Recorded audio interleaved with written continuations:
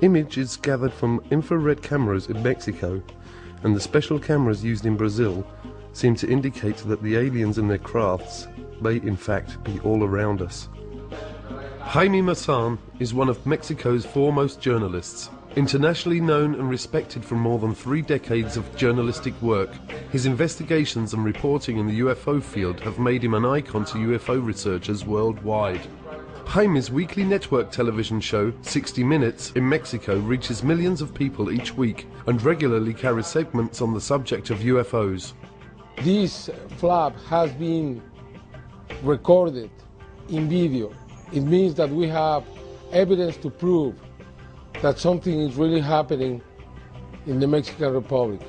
The video camera had become the most important instrument to really capture this new reality. Even the Mexican Army, the Air Force in Mexico, recorded UFOs. That the video was given to me, and I released that to the world. In that case, that happened on March the 5th, 2004. The soldiers were able to record something that they couldn't see with their own eyes. And that's amazing. That was the first time someone recorded something that they weren't able to see.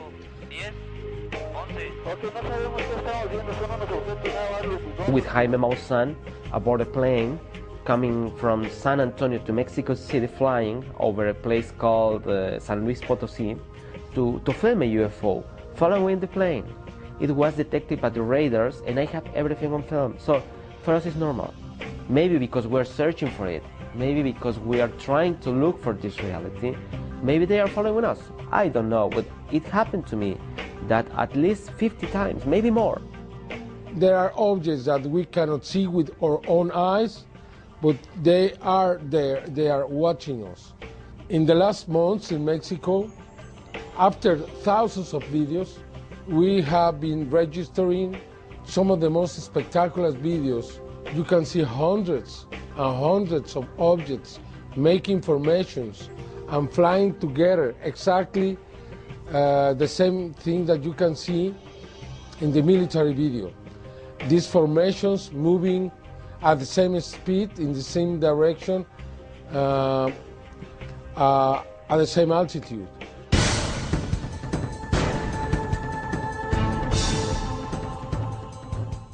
As the more one researches, the more one discovers that literally tens of thousands of very credible people of every age, occupation and nationality are claiming that they have had personal contact with either aliens or interdimensional beings.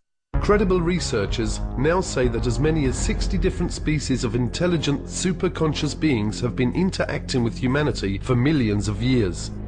Physically, they're humanoid. Their skin is as white as a piece of paper.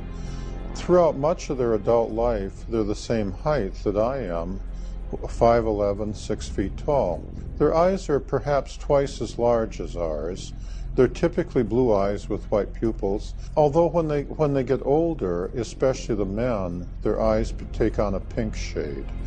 Their eyes stretch further around the sides of their head than human eyes do, and their ears and their nose are only about half the size of human ears and noses, and their ears lay back along the side of their head more than a human does.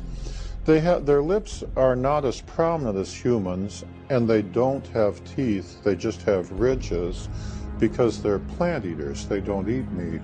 How can we know for sure exactly how many extraterrestrial races are visiting us or interacting with humanity? I mean, there are different sources disclosing some of that information. I found none the most credible to be whistleblowers, people who have worked in these various secret projects, who in some way have kind of been given information that gives them an idea of exactly how many races are here. One of those sources is a sergeant who worked for 22 years in the Air Force, Clifford Stone, and he was involved in these top secret projects that involved the retrieval of crashed discs. And in that process, he was able to get quite a bit of information on how many extraterrestrial races are visiting us, and he came up with the figure of 57. Others have come up with slightly more.